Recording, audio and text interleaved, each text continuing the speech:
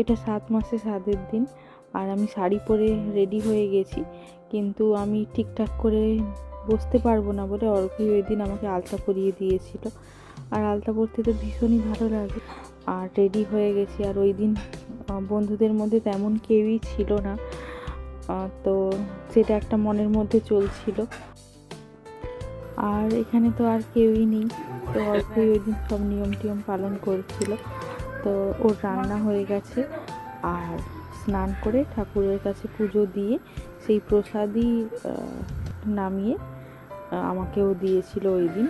7 রকম মিষ্টি, পায়েস, 7 রকমের ফল, যেমন যেটুকু পেরেছে করেছে। আর এখন আলিশাকেও দেখো, ও একটু আশীর্বাদ করে দিচ্ছে। আর আজকে যেসব পোশাক আশাক আমরা পরেছি সবগুলোই পাঠিয়েছিল আলিশার ঠাম্মি। তো চলো, এরপরে দুপুরে খাবার দাবারের সময় হয়ে গেছে। এই দেখো 7 রকম ভাজা, আর চিংড়ি মাছ, আরও একটা মাছ, মিষ্টি, পায়েস তো ছিলই। এই সব আয়োজন করেছিল অর্ঘ্যই। আর বললাম যে ওই দিন বেশি কেউ আসার মতো ছিল না, কারণ সবাই যে যার কাজে বিজি ছিল। আর এই চয়ন, শ্রেয়সী আর রাজদীপ এরাই শুধুমাত্র এসেছিল। যাই হোক, বাকিদের কথা খুবই মনে পড়ছিল, বাড়ির লোকজনদের কথা মনে পড়ছিল।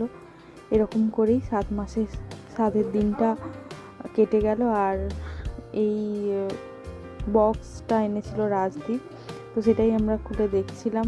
আর তারপরে দেখো ওই দিনকার কিছু ফটো অ্যাড করে দিলাম। চলো, ভিডিওটা কেমন লাগলো পারলে জানিও কমেন্টে।